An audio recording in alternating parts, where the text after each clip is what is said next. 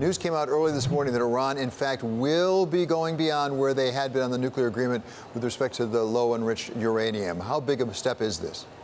Well, it doesn't fundamentally alter the trajectory of Iran's nuclear program, so it's still sort of within the bounds of relative normalcy. But this is clearly a message that Iran is sending to Europe to say, listen, we are going to start to test the limits of the nuclear deal that the United States abandoned about a year ago, but Europe continues to adhere to, and Iran has also been expected to adhere to. What they want from the Europeans are concrete measures to make sure that trade is able to continue. U.S. sanctions that have been imposed since the U.S. left the deal have been so restrictive they've essentially completely bottled up the Iranian economy. Iran is now looking to Europe to say, listen, if you want us to stay in the deal, you need to continue to do our part, which is to ensure that we see some financial benefit.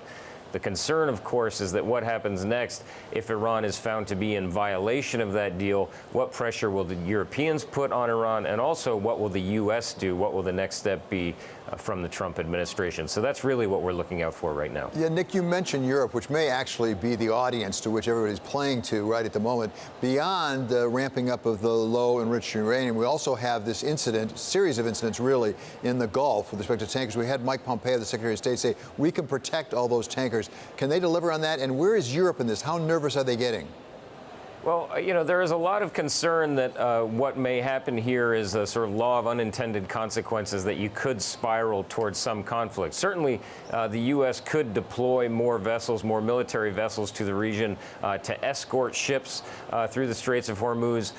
So there is a great deal they could do there. But the question is sort of what now? The United States came out so strong last Thursday after the attacks on these tankers took place and said evidence showed conclusively that Iran was responsible. We've since had a little bit of a lull over the last few days, and it's a little difficult to tell what happens next because tensions spiked so high after those attacks occurred that the thought and the concern is the U.S. going to respond militarily in some way?